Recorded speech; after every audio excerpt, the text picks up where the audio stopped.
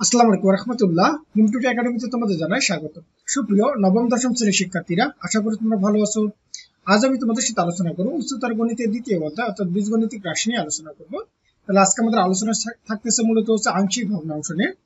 আর তোমরা যদি আমার আগের ভিডিওগুলো দেখতে চাও, আমি ডিসক্রিপশনে লিংক দিয়ে দেবো, তুমি সেখান থেকে দেখতে পারো।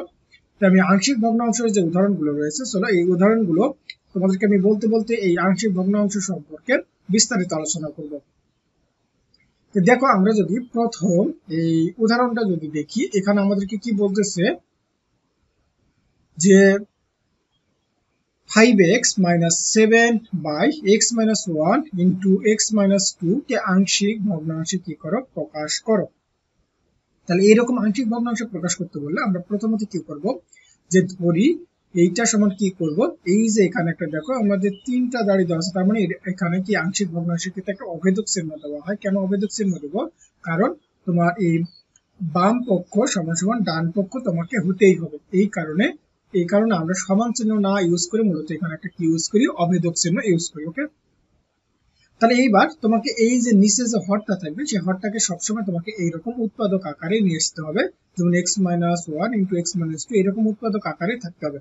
তাহলে কি করব, যে a ইকুয়াল ধরলাম যে x - 1 প্লাস আবার হচ্ছে কি ধরবো, এই যে b ইকুয়াল ধরবো হচ্ছে x - 2, এটাকে সমীকরণ দিলাম হচ্ছে কয় নম্বর, 1 নম্বর। ওকে, এবার আমাদের কাজ হবে কি, এই সমীকরণ 1 নম্বরকে এখানে যে হর দেওয়া আছে এই হরটা দ্বারা উভয় পক্ষকে কি করব, গুণ করব। তাহলে যে 1 নং উভয় পক্ষকে, 1 নং সমীকরণ উভয় পক্ষকে তুমি x - 1 ইন্টু x - 2 দ্বারা কি করবে, গুণ করে পাবে। তুমি যদি এর সাথে কি x - 1 আর x - 2 যদি গুণ করো, তাহলে তোমার কি আসবে বলতো? মূলত এখানে কত, যে 5x মাইনাস কত 7 বাই কত x - 1 ইন্টু কত x মাইনাস কত 2, এর সাথে তুমি গুণ করো কোনটা দ্বারা, এই যে এটা দ্বারা। তাহলে কত x মাইনাস কত 1 ইন্টু কত x মাইনাস কত 2, তাহলে এখানে এটা কাটা, x - 1 x - কাটা, এখানে কি থাকে x মাইনাস অর্থাৎ 5x মাইনাস কত 7, এই যে দেখো এখানে 5x - 7। আর তুমি যদি এর সাথে গুণ করো তাহলে আবার কি, এই যে x - 1 আর x - 1 কাটা যাবে, তার মানে a ইনটু কি হবে, x - কি হবে 2 হবে। ওকে, তারপর হচ্ছে প্লাস আমার হচ্ছে এই যে এখানে b, এবার দেখো x এর সাথে তুমি যখন গুণ করবে তখন x - 2 কি হয়ে যাবে, কাটা যাবে। তার মানে x - 2 যদি কাটা যায়, তার মানে আমার থাকবে কি, শুধুমাত্র এই যে x - কি থাকবে, 1 থাকবে। তা আশা করি তোমরা এতটুকু বুঝতে পারছো। এইবার তারপরে আমাদের কাজ কি হবে, যে x এর সকল মানের জন্য এগুলো কি হবে, সত্য হবে। অর্থাৎ তুমি এখানে যে কোনো মান তুমি ধনাত্মক মানে বসাইতে পারো, ঋণাত্মক মানে বসাইতে পারো, অথবা শূন্য বসাইতে পারো, অর্থাৎ সকল মানের জন্য এই সমীকরণটা কি হবে, সত্য হবে। এবার এই 2 নম্বর সমীকরণে তুমি যদি কি দাও, x ইকুয়াল 1 বসাও, তাহলে দেখো এখানে x এর মান 1 বসালে কত হবে, 5 কে 5। ওকে, আবার এখানে -7 তো আমার আছেই। আবার এখানে এই যে a, x এর মান কত 1 মাইনাস কত হচ্ছে 2। এবার এখানে বসাও x এর মান কত 1, তাহলে 1 - 1, তার মানে কি, এটি সম্পূর্ণটা কিন্তু কি হয়ে যাচ্ছে, আমার 0 হয়ে যাচ্ছে, এটা 0। তাহলে এখানে দেখো তুমি 5 থেকে -7 বাদ দিয়ে দিলে কত, -2। আর এখানে হচ্ছে 1 থেকে -2 কে বাদ দিলে কত হয়, -1। -1 দ্বারা একে গুণ করলে কি হবে, শুধুমাত্র -a। তাহলে এখান থেকে মাইনাস আর মাইনাস আমার কাটা, তার মানে কি a ইকুয়াল করে আসবে আমার 2 আসবে। আবার আমাকে এর মান পাইলাম, এবার আমাদের কাজ হবে কি, বি এর মান বের করতে। উভয় আমরা কি করবো, এই 2 নম্বর সমীকরণে x ইকুয়াল যদি 2 বসাই, তার মানে কি আমার a ক্যান্সেল হয়ে যাবে, তাহলে আমরা কি পাবো, b পাবো। তাহলে যে দেখো আবার 2 নং উভয় পক্ষকে x ইকুয়াল 2 বসিয়ে পাই, তাহলে এখানে তুমি x এর পরিবর্তে কত 2 বসাও, তাহলে 5 দুগুণে কত হবে 10 মাইনাস কত 7। আবার a ইনটু কত, যে 2 মাইনাস কত 2, কারণ x এর পরিবর্তে আমরা কত বসাচ্ছি, 2 বসাচ্ছি।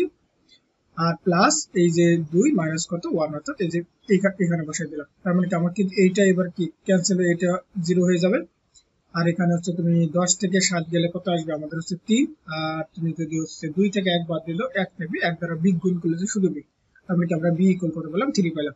এই যে a ইকুয়াল যে আমরা 2 পাইলাম এবং b ইকুয়াল যে 3 পাইলাম, এটা সমীকরণ তুমি 1 নম্বরে বসাই দাও। অর্থাৎ এই যে সমীকরণ 1 নম্বরে বসাই দাও, বসাই দিলে এটাই হবে আমার হচ্ছে নির্ণয় কি আংশিক ভগ্নাংশ। এটা জাস্ট এর পরিবর্তে আমরা কত বসালাম, এখানে 2 বসালাম, বাই কত x - 1 প্লাস b এর মান কত পাইছি 3, এই যে x - 2, তার মানে এটাই হবে আমার কি নির্ণয় ভগ্নাংশ। এই যে কেন আমরা এখানে অবেদিক চিহ্ন ব্যবহার করছি, তুমি যদি কি করো,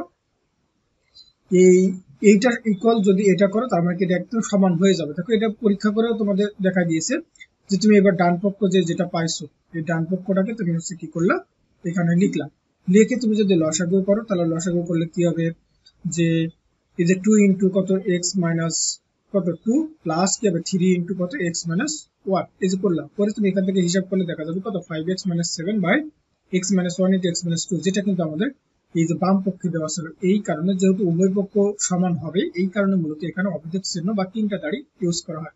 তাহলে আশা করি তোমরা এতটুকু বুঝতে পারছো। এইবার আমরা দেখবো হচ্ছে কত নম্বর 24 নম্বর উদাহরণটা। দেখো তো এখানে আমাদের কি বলতেছে যে x প্লাস 5 কে আংশিক ভগ্নাংশে কি করো প্রকাশ করো। তাহলে এইবার দেখো তো আমাদের এখানে কয়টা উৎপাদক দেওয়া আছে, মোট 3টা উৎপাদক দেওয়া আছে। তাহলে আমরা একইভাবে ধরবো যে ধরি x plus 5 by x minus 1 into x minus 2 into x minus 3, এখানে তোমাকে অবশ্যই একটা অভেদক চিহ্ন ইউজ করতে হবে। তাহলে a বাই কি লিখবো x মাইনাস 1, b বাই কত x মাইনাস 2 এবং c বাই কত x মাইনাস 3। তাহলে উভয় পক্ষকে আবার আমরা কি করব, এই যে এখানে যে হরটা দেওয়া আছে হরটা দ্বারা কি করব গুণ করব। তাহলে হরটা দ্বারা যখন তুমি গুণ করে দেবে তখন সবগুলো এখান থেকে কাটাকাটি হয়ে যাবে। তার মানে এখানে থাকবে কি শুধুমাত্র আমার x প্লাস 5। তুমি এর সাথে যদি এই হরটা দ্বারা গুণ করো তার মানে x মাইনাস 1 কিন্তু ক্যান্সেল হয়ে যাবে, থাকবে কি x minus 2 into x minus 3।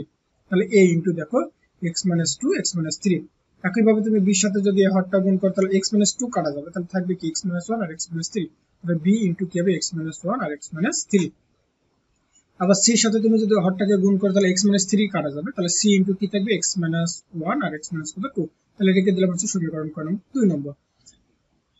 এবার এই সমীকরণ 2 নম্বর মূলত হচ্ছে x এর সকল মানের জন্য কি হয় আবার সত্য হয়। তাহলে আমরা এবার কি করতে পারি, মনে করো যে x ইকুয়াল 1 বসালাম, তাহলে x ইকুয়াল 1 বসালে আমরা কোনটা কোনটা 0 হয়ে যাবে। দেখো এই যে এটা একটা 0 হয়ে যাবে, তারপরে এটা 0 হয়ে যাবে। অর্থাৎ আমরা এখান থেকে কার মান পাবো, এর মান পাবো। দেখো এই যে x ইকুয়াল 1 বসিয়ে পাই, তাহলে এখানে x এর পরিবর্তে কত 1 প্লাস কত আবার 5।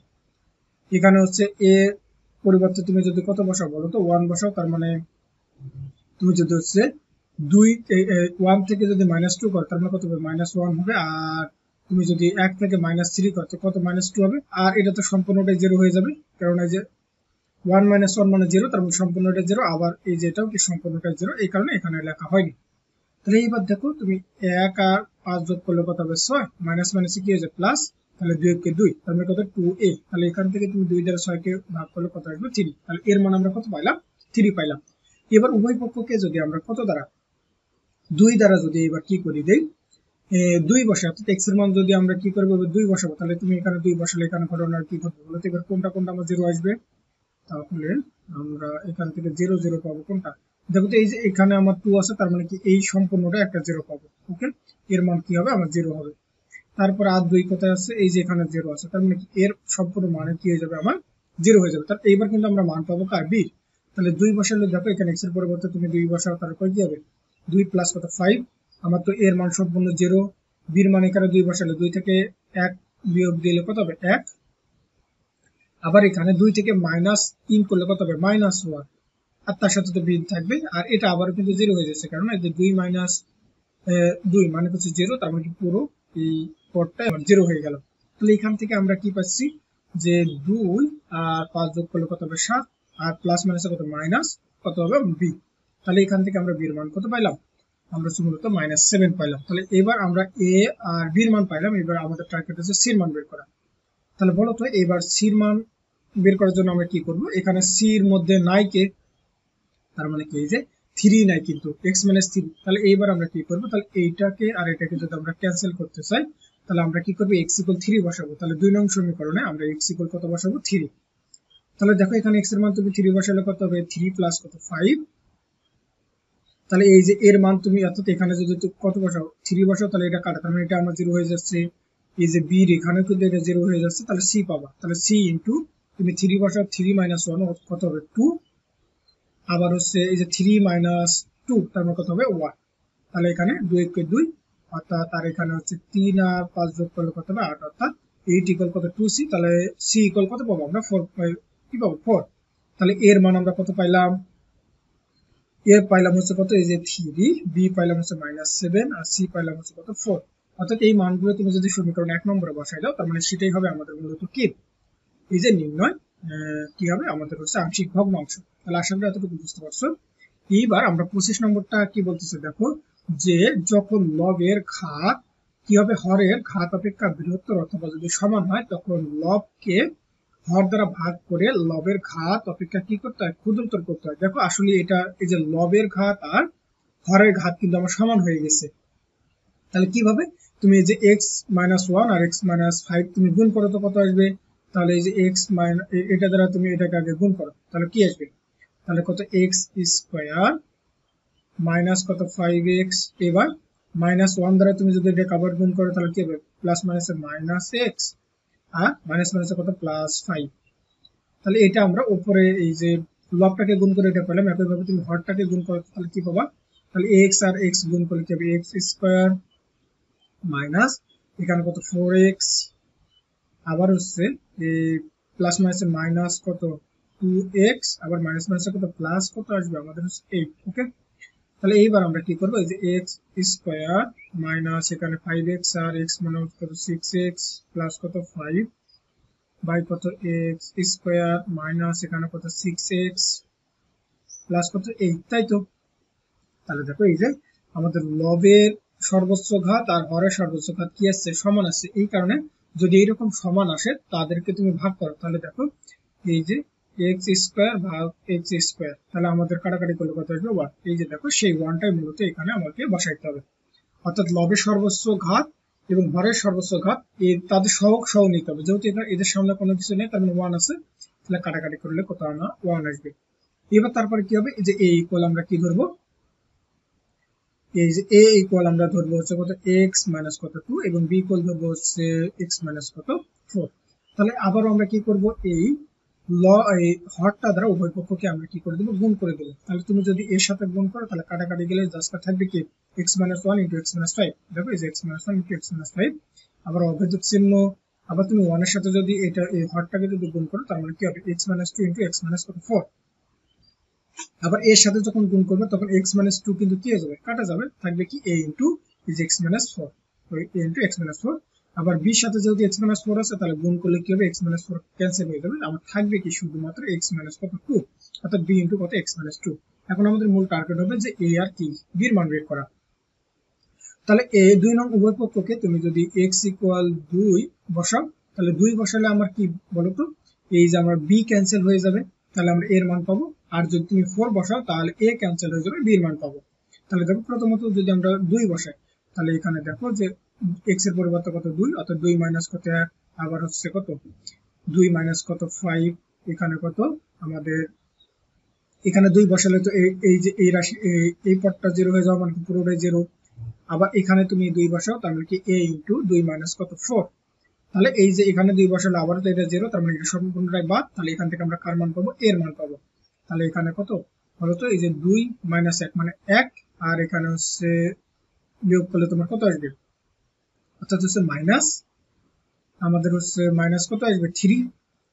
তার মানে তাহলে কি পাইলাম যে মাইনাস 3, আর তুমি যদি হচ্ছে 1 গুণ করো তার মানে কত মাইনাস 3 হবে, আর এখানে তুমি যদি করো তার মানে কত আসবে, হলো তো এখানে বাদ দিয়ে দিলে কত মাইনাস 2, তাহলে কত মাইনাস 2a। তাহলে দেখো মাইনাস মাইনাস কাটা, আর a ইকুয়াল আমরা লিখতে পারবো কি যে 3 বাই কত 2, যে দেখো 3 বাই 2। এইবার আমরা কি করব, দুই নং সমীকরণে এই যে x ইকুয়াল কত বসাবো, 4 বসাবো।